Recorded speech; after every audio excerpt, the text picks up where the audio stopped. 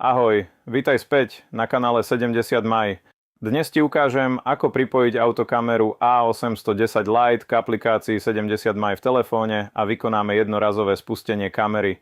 Úplne náhodou tu mám pamäťovú kartu 70 maj 512 GB. Vložíme ju do zariadenia a vykonáme jednorazové spustenie. Nezabudni dať palec hore.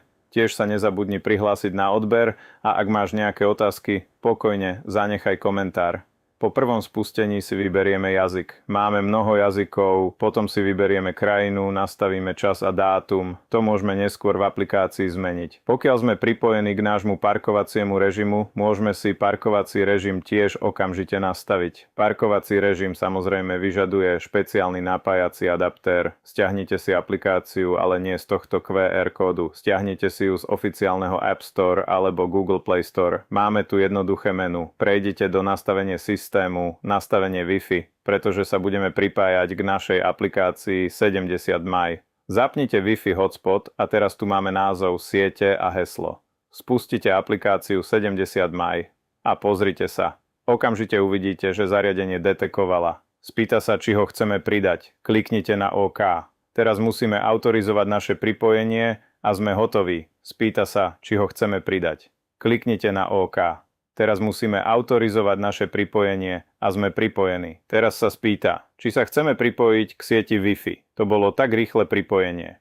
A pozrite sa, už je pripojené k Wi-Fi. Ak sa pýta na heslo, heslo už tam bolo. Zadáme čísla od 1 do 8 a sme pripojení k našej aplikácii. V aplikácii môžete prepínať medzi zadnými kamerami, ak sú pripojené.